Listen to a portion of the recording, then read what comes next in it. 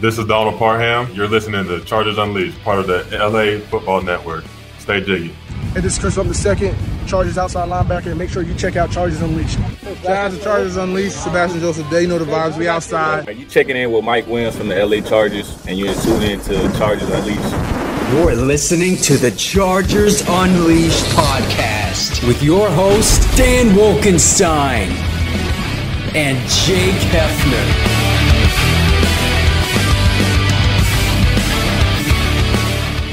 Welcome to another edition of Chargers Unleashed. Jake Hefner and Dan Wolkenstein here with you from the LAFB Network. Today's show, of course, being brought to you by BetOnline, Charger Bolt Family, Rock Solid Sports Memorabilia, and Athletic Greens. If this is your first time tuning into the show, make sure to hit that like and subscribe button on YouTube. You can also follow us on Facebook, Twitter, Instagram, Spotify, and Apple Podcasts. Dan Wolkenstein. Sometimes they look pretty. Sometimes they look ugly. But in the case of the Chargers on this Monday, December 19th, Victory Monday, it's still the same when it comes out with a W. So, Chargers, in dramatic fashion, on the arm of Justin Herbert, along with the leg of Dicker the Kicker, overcome an ugly win, but a win nonetheless, 17-14, beating the Tennessee Titans, now positioned into the fifth seed as it relates to the playoff, or excuse me, the sixth seed as it relates to the playoffs, with 3 weeks to go left in the regular season. And for this particular victory Monday, I'm going to let Dan Wolkenstein take it from here because a very special guest is going to join us here on the show. Matt Money Smith, voice of the Chargers, surfer extraordinaire, and also just a genuinely incredible dude, is going to be joining us on Chargers Unleashed to talk about this Week 15 victory, kind of go into some of the coaching, some of the heroics, some of the unsung heroes, as well as what to expect kind of moving forward. Jake, we talked about the over-under on 150 yards rushing last week. They hit the under. Let's Let's talk about our friends over at BetOnline. Also, you had asked me about the turnovers for the Chargers. I picked the under when you put 2.5, and so if you listen to Jake Hefner, you're making money. Well, no, don't necessarily this follow week. This week. Yeah, let's pump the brakes on that. But anyways, for those of you who are interested in making some wagers, make sure to go and check out our friends over at BetOnline. You'll always find the latest odds and team matchup info, player news, and game trends over at BetOnline. And as your continued source for all sports wagering information, BetOnline features live betting, free contests, and giveaways all season long. Always the fastest and easiest way to bet on all your favorite sports and events, whether that's NFL, NBA, NHL, MMA, tennis, boxing, or even golf. Head on over to betonline.ag to join and receive your 50% welcome bonus with your first deposit. And make sure to use that promo code BELIEVE, that's BLEAV, to receive your rewards. Bet Online, where the game starts. So, Jake, we're going to be talking to Matt Money Smith here. I do got to say, shout out to the Bolt fam. Shout out to everyone who was at SoFi. That place was rocking. Felt like a playoff game. It was loud. Coach Staley even talked about it in the press conference yesterday, how the team felt the energy. I'm going to read a quote real quick, Jake. "This was a big game from our team," said Brandon Staley. "You could really feel it. When we were on defense, you could hear it. The energy that it provides your team. Then, obviously, the big plays on offense. You're going to get all that noise. Then when your kicker hits it at the end, that eruption, the powder blues are coming." You hear Brandon Staley talk about powder blues week over week over week, and you can see kind of the momentum building. Chargers get a win, dramatic fashion, 17-14, 2-game winning streak against two current playoff teams. Matt Money Smith can be joining us to talk all about it. Last but not least, Jake, I woke up feeling energized today. I woke up 3 ice cubes, 1 shaker, Athletic Greens gave me AG1. I am rocking life today. I am feeling wonderful with all these vitamins and minerals and all this gorgeousness that's in life right now with the Chargers riding a high 8-6 in the playoff seed. Let's talk about our friends over at Athletic Greens and AG1. As I said last week on our interview with Jasir Taylor, Dan Wolkenstein claims that Athletic Greens makes him even more optimistic. It's my secret sauce. Which is insane considering how optimistic Dan already is. So if you're looking to get on Dan's level, you got to go out and get yourself some Athletic Greens, right? But as Dan said, we've both been trying Athletic Greens now for about 2 months. I started taking it a while back. I've always been trying to keep myself fit. My diet, sadly, has never, and I mean never, over the 22 years that I have been going to the gym, been on a good swing. So Athletic Greens, definitely from a standpoint of, if you're not into the whole going out to the grocery store and blending all your veggie shakes and your kale and your carrots and your celery and whatever it is that you have to do, this is a great replacement for that in terms of vegetables and minerals and vitamins from a daily dose standpoint.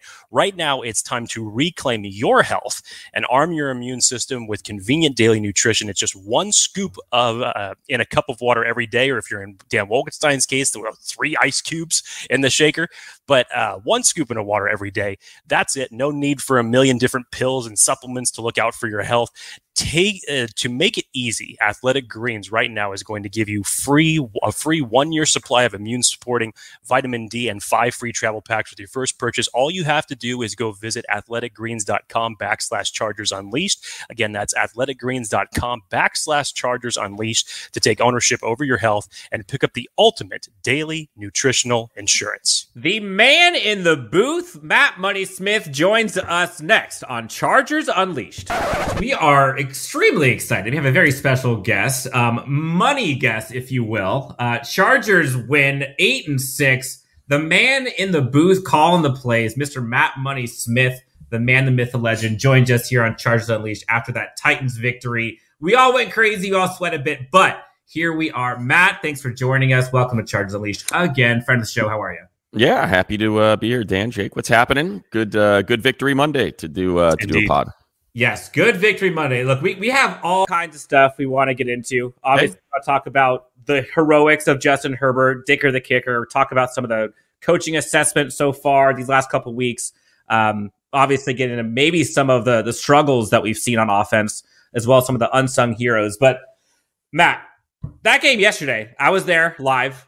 Felt like a playoff game. The atmosphere was wild. Chargers fans showed out, by the way. What was kind of your overall take on the game? I know you called it from the booth. You had that end of the game, Dicker the kicker call. What was your take on the game overall? Kind of key themes, key takeaways for you? I think key takeaways, probably defense was great. Again, totally different scheme and approach to slowing an offense down than the week prior when they were great. And, they carried the day. And obviously, Justin Herbert was sensational when he had to be to get the win. And special teams continues to be a very important part of this team. And it's really kind of been a drag for this team, maybe the 3-4 years prior, where it's really shined, and it's been a big reason for their success. So I think just kind of overall takeaways, and especially on a day like you look at, as I'll just kind of pop over just so I can kind of remind myself as I look at the scoreboard. Like, just look at the games yesterday. Crazy. It was all underdogs that won for the most part. I mean, the Vikings have to rally to beat, a pretty bad Colts team. The Browns knock off the Ravens. The Bears give the Eagles everything they can handle.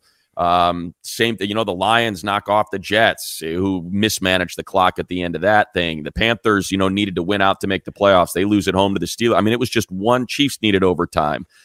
Patriots had that ridiculous play to lose to the Raiders. Like, it was just it was a crazy day. So I think the most important thing for people that want style points, weeks after week like 13, 14, when the playoffs start to get sorted out, just figure out how to win. Ask the Dolphins fans how they're feeling about that style points on that loss. Exactly. Yeah, they played great. They played a great game in Buffalo and lost. So should the did you think the Chargers were going to score more than 17 against a defense that allowed back-to-back 350-yard passers?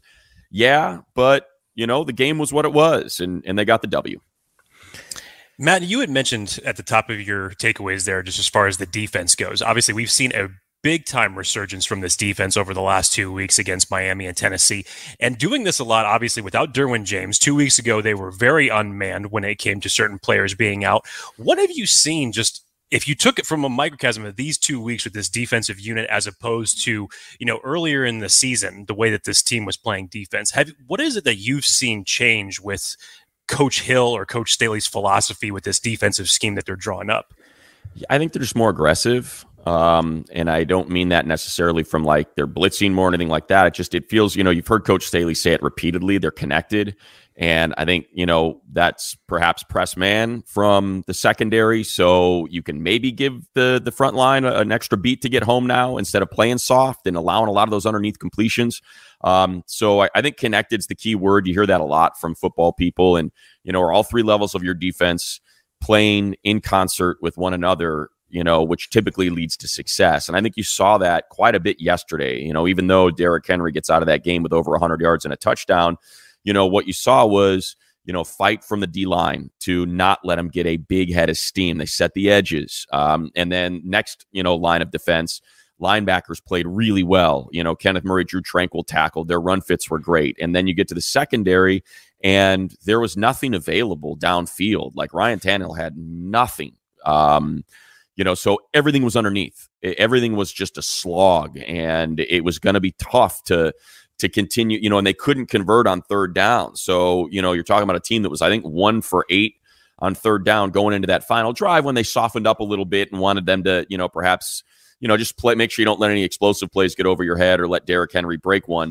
So certainly that final drive that led to a touchdown was a little bit different, but I think that's kind of what we saw. And we saw it as well in the Miami game the week prior, since you mentioned that, Jake. Like, what's been the difference the last 2 weeks is, they played a ton of press and they did not allow those quick completions. And I know that's just been dissected to the, bejesus spells already, so we don't need to go through that. But, I think to me, that's what's changed, is the defense has now been more connected, because I think it's mostly the way the secondary is playing, which has been a little bit more aggressive than we saw earlier in the season.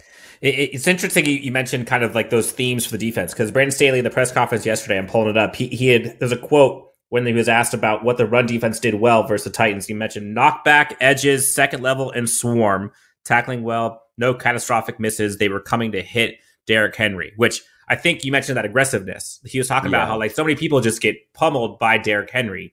And yesterday, the Chargers just went out there and kind of took it to him and kind of put it on their terms. So it's interesting to see this Chargers defense do this in a completely different style than what we saw against Miami. And it's basically like a tale of two halves of which type of defense does this team have to run, and can they do it against a juggernaut of an offense and a juggernaut of a physical offense in the Titans.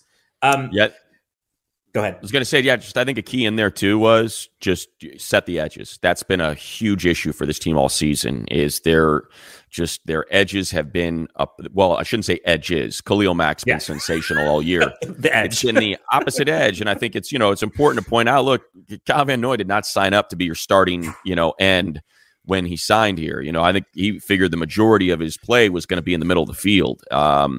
And situationally show up as an edge, or, spell Joey when he needed a rest. So, it took him a while, but now you're really starting to see, and I think so much of it too is just the improved play of Braden Fehoko and how good he's been on the interior. So I just, quickly before you move on, I think it's important to acknowledge that, yes, they are now, that it's been so much pitch and a lot of attacking the edges that have led to those explosive gains. And it seems like they've been able to kind of figure that out here. Now, Matt, you get to call these games every week, and every week seems like it's Heart Attack City. Yesterday was no different. What was it like kind of calling that last drive? We'll talk about a couple plays. One, the obvious, stupid, ridiculous, insane, incredible throw from Justin Herbert, and also reaction just like that sequence with Mike Williams. But then also Cameron Dicker comes in, and the Chargers make a field goal to win it. Tennessee loses. They missed a field goal earlier in the game. Like, walk us through that last 40 seconds of heroics and calling that game. Yeah, I guess I'll start by saying, like, I was floored. I mean, floored that they did not go for two. I don't quite understand that with all the time left on the clock. The only thing I can think of is you go for two, you get it, and you arguably give, someone that you probably have a lot of respect for an extra down. It's like, okay, well, if we tie, then if we get a stop on third down, they're going to punt because they don't want to leave us in field goal position, and now we can get to overtime. So Jake and I were talking about that, and I was thinking that if Staley didn't call those timeouts and there was maybe 5 seconds left, 10 seconds left in the game, I think they go for 2. Yeah, I think so too, for sure. But I still am surprised they didn't go for 2, because then there's just increased pressure. Now it's not, okay, if we don't get it, we're going to overtime. We feel pretty good about this defense being beat to hell. They're down 7 starters, and our defense has played really well all day. So, like, to me, there was just a distinct advantage for the Chargers in overtime. So that was part one. They tie it up, and I don't know. It just, to me, and I don't know if the players or coaches would say they felt the same way, but it was just like, oh, well, that's a relief. Because if this goes to overtime, I can't envision how the Titans win this game unless, a busted assignment and a giant Derrick Henry run, scores a touchdown. But outside of that, the defense just played so well.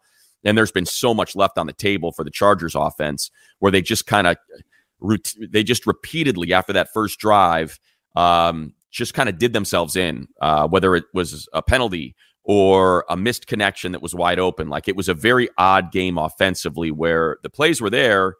They were either negated, they were thrown off schedule by a missed assignment, either at the line that led to a sack or a tackle for loss or a bad penalty. It was just a very weird game that way offensively. So that was my initial thought. And then I don't know. I felt like they were going to get it. I felt like, oh yeah, against this team with this defense being in the state that it's in, they're down to like guys that were just signed 2 weeks ago that are playing in the secondary right now.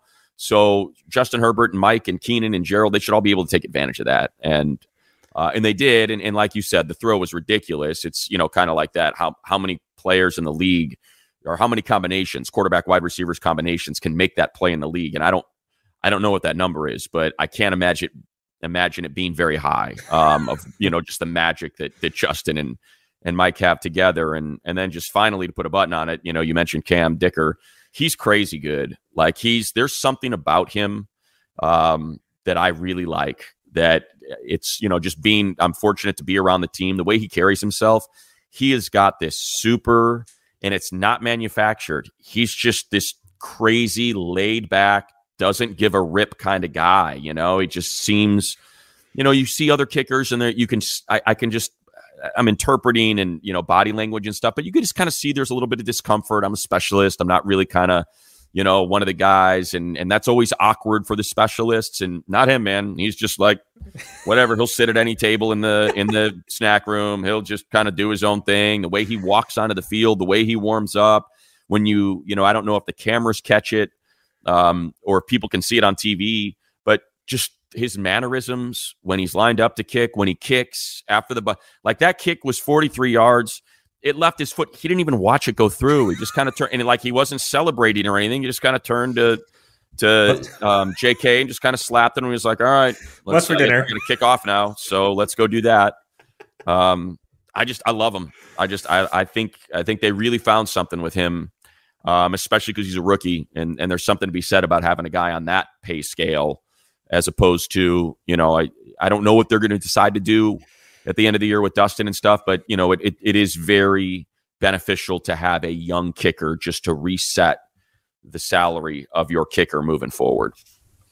Matt, I wanted to touch on something that you kind of brought up just in terms of the offense and, your expectations that you were talking about. You've seen this defense, as far as the Titans go, yield 350 yards over the last 2 weeks. They've struggled. They've lost 4 straight.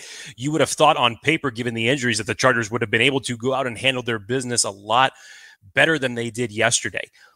A lot of criticism has really come on Joe Lombardi, whether it's in the national media or whatever, people saying that, he's handcuffing Justin Herbert with some of these play calls and the inconsistencies from week to week basis. Just when you go from the performance in the game plan in Miami, Justin Herbert has a career high in completions, extremely efficient. I thought the game plan that they dialed up in that game was superb for what Miami was bringing at them. And then you go from the 12-play opening drive of this game against the Titans to get 7 on the board.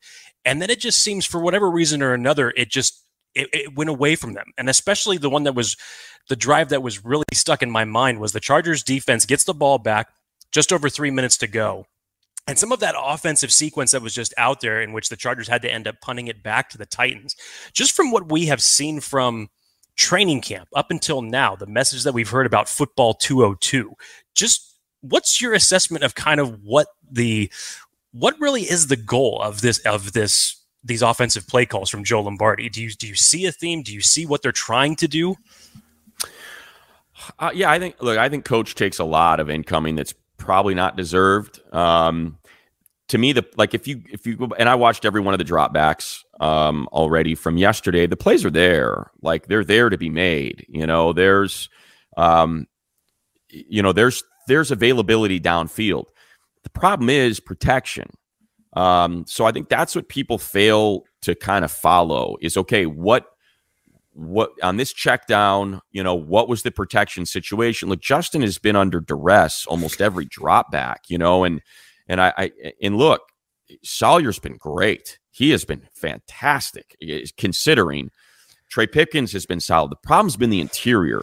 Matt Filer had a rough day yesterday, and he's had a couple of those that are rough, and it's understandable. Look, he's going up against one of the best interior players in the league in Jeffrey Simmons, even though, he's been banged up.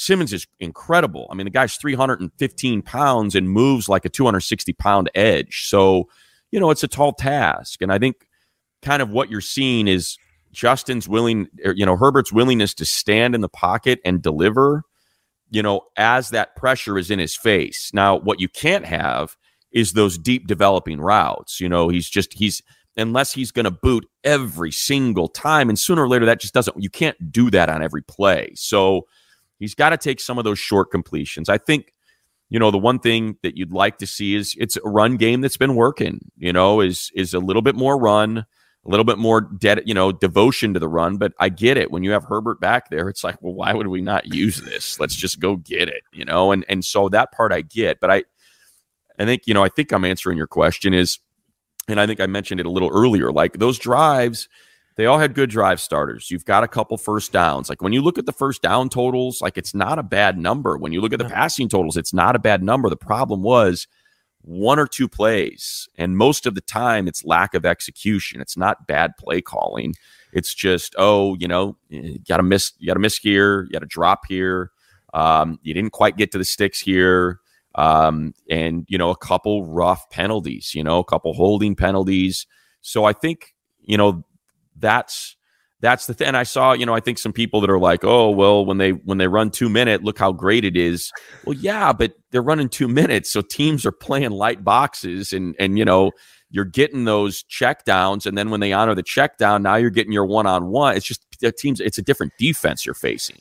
They're rushing 3. They're not rushing 4 or 5 and, getting that pressure. So I think to answer your question, look, I think it's important to look at the totality of an offensive play. Who's on the field?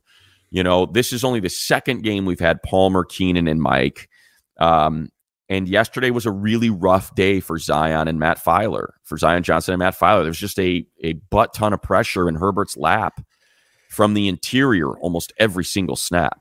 I guess maybe to be a little more pointed, like I think 2 weeks ago, a lot of criticism for basically the entire coaching staff. Like the defense sucks, the offense sucks. Herbert. Oh, for the Raider game? Yeah, exactly. Basically coming out of that game, everyone was upset with every coach on the staff.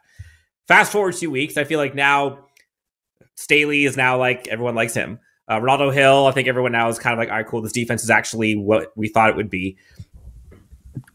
But everyone's still, like you mentioned, everyone still kind of gives heat to Lombardi. In your opinion, do you think the offense has a coaching issue, or is it something like, because everyone's just basically saying Lombardi? I know situational and pressure and all that kind of stuff, but you would think an offensive coach would be able to kind of scheme around that.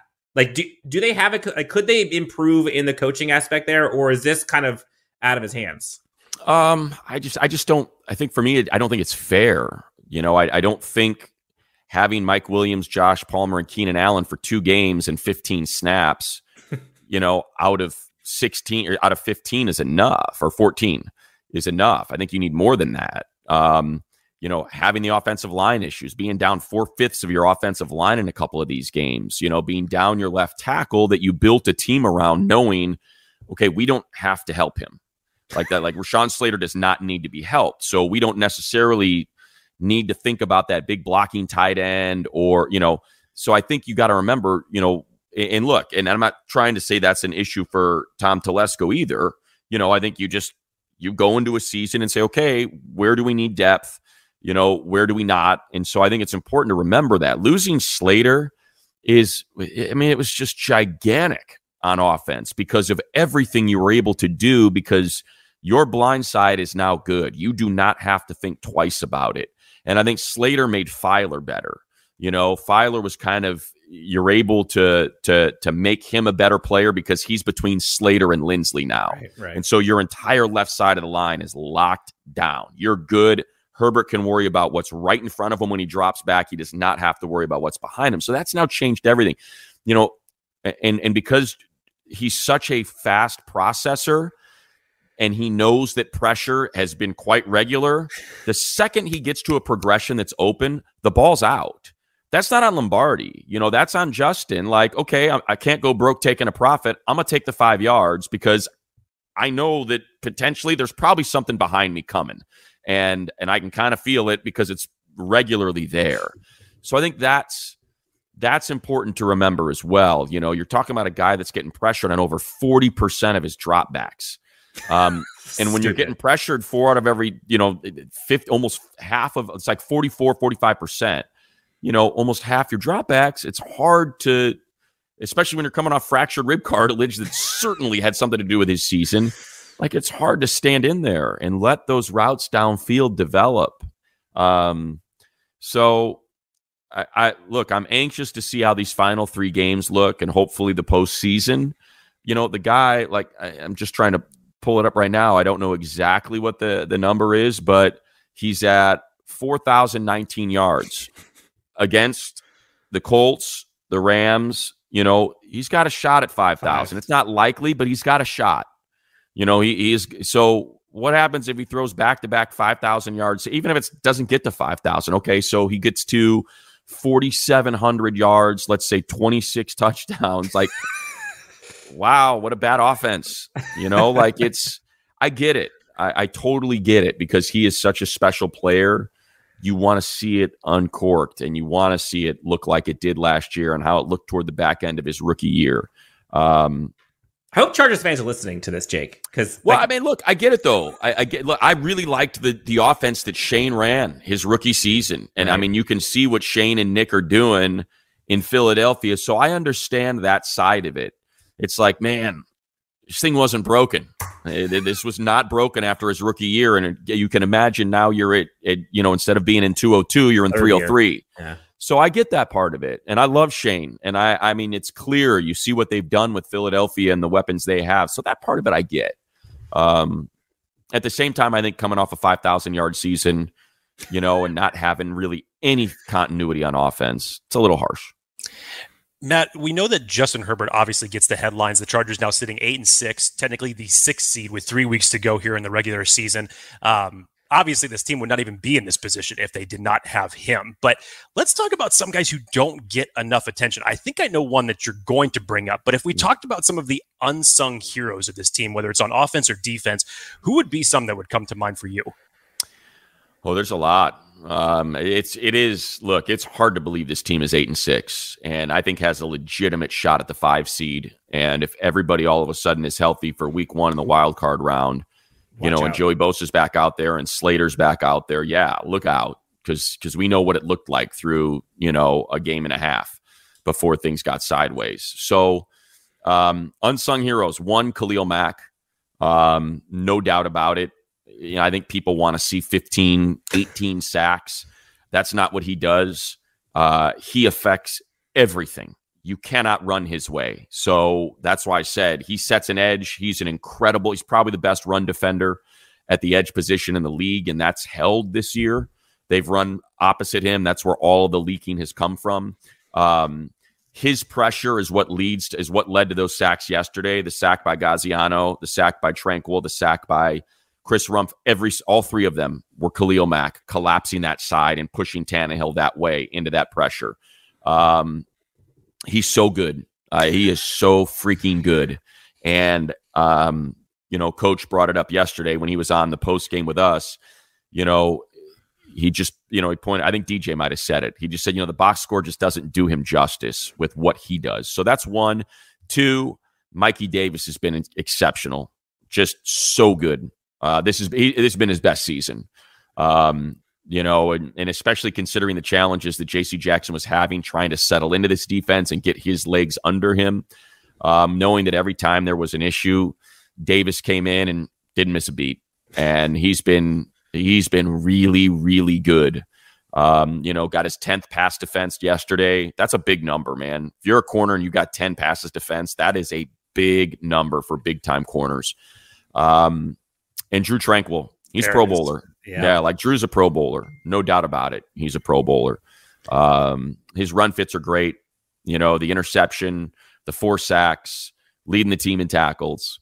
So like that would be defensively, offensively, number one, Sawyer. Like, it's crazy that you lose one of the 2 or 3 best left tackles in football.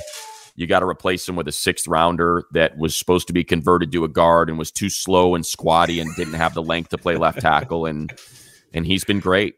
Has he been Rashawn Slater? No. Like, no one's saying he was Rashawn Slater, but to have the drop off be that minimal is mind blowing to me. Yeah, I'm anxious to see how they approach it for next season. Because Trey will be a free agent. They've always wanted to kick him into guard because once he anchors, you can't move him. And so I think that's, okay, if Filer's a free agent and Trey's a free agent, does he now kick into guard inside of Rashawn? Does he play right tackle? I love the way Trey's played this year. You spent all this time developing him. He's finally come around. No teams have 2 good tackles. You got to keep him. Yeah, so I think, to me, that's probably the way it goes.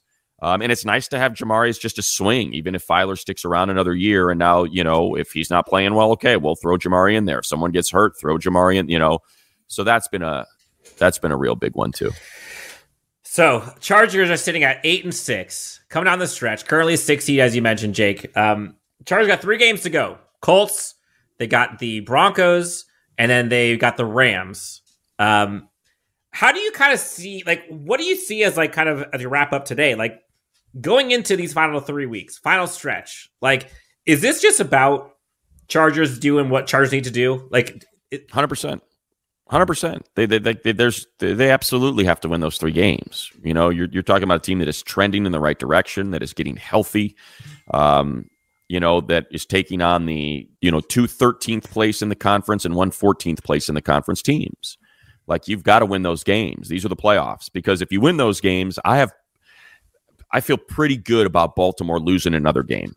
I don't. Quarterback. Yeah. So to me, with the Bengals trying to climb, there's no reason for the Bengals not to look. If the Bengals knock off the Ravens in that week 18 matchup and the Chargers win out, well, now the Bengals get the Ravens again. Would you rather see a beat to hell Ravens team, or would you rather see Justin Herbert and the Chargers, who jumped out 24-0 last year and beat you, by scoring 44 points? So, to me, I think the Bengals are going to play it out, and they're a much better team than the Ravens. So now you're talking about being the 5 seed, playing Tennessee and Tennessee. We know, the state of that team in terms of where they're at health-wise. So to me, that's the goal. And I think on top of that, if you're just as I'm looking at it now, anyone can get got in the AFC this year. I do not feel like it's it was last year. Yeah. Last year it felt like, okay, Chiefs are really good. The Bills are really good. It's going to be hard to beat either of those teams. Now, funny enough, it happened, but it was just a wonky second half from the Chiefs against the Bengals that led to that. But, this year I don't necessarily feel that way. The Chiefs defense has had major issues. We've seen how well the Chargers have played them in their 2 games against them. The Bills go through these weird lulls on offense. Either it's, and again, like I said, we know how the Chargers looked against the Bengals. So what I'm getting at is, if you can get to that 5, I won't be surprised if the 6 or the 7, if it's the Ravens and Lamar is all of a sudden healthy, if it's the Dolphins, if it's the Patriots with Bill Belichick coaching the defense, if it's, that Jets defense, I won't be surprised if those teams win in the wild card round. And now you don't have to worry about having to go to Buffalo to play the number 1 seed or Kansas City to play the number 1 seed that was on a bye. You might catch a break and play one of them. Yeah. So it's it's all in front of them. It is set up for them. To me, it is set up for them to be the 5 seed. The only team in front of them, has a quarterback issue and they have to play two of their fiercest rivals in the Steelers, a game they should have lost, but Mitch Trubisky threw those 3 red zone interceptions and they missed a field goal, and, a Bengals team that I think is really starting to hum. So to me, they lose one of those 2 games, and now the 5 seed is yours. Matt Money Smith bringing us perspective on how the Chargers can get to the 5 seed on what we've looked at this last couple of weeks. If you have not heard or seen, Matt Money Smith is going to be doing a little quick event over at SoFi. I believe it's tonight, Matt. It is benefiting tonight. the Chargers Impact Fund. You're going to see Matt Money Smith on the MC calling charity events. I think is it a flag football? It is flag football, team LaDainian Tomlinson versus team Antonio Gates. Blue carpet, 5:30. Public gates open at 6. Kickoff at 7 o'clock. So I believe you can still get tickets. If I think they are available, Chargers.com. Just kind of hit that up. It's called Battle of the Goats. You can maybe Google that. It all benefits the Chargers Impact Fund. And dude, Mookie Betts going to be out there. Adrian Gonzalez. So a couple Dodgers, excited to see them. A bunch of NFL players. Terrell Owens going to be out there. Joe Hayden, Hushmanzada, TJ Ward, Deshaun Goldson. Like a lot of, very cool. So, and then a bunch of, celebrities from the world of YouTube and TikTok and TV and film. So, and the Chargers, Matt Money Smith is there. I mean, for anything else, get to hear his voice all day long. Matt, I'll be running around. I love it. I want to see you catch one ball. That's all I want to see. No chance. Oh, man. Matt, thank you so much for joining us. This has been a lot of fun. Chargers are in a great position, prime for a playoff berth. We shall see what they do. Matt, thanks for joining us. Enjoy the week. Stay healthy. We'll talk soon, all right? You got it. Thanks, Dan. Thanks, Jay. All right. Thanks, Matt.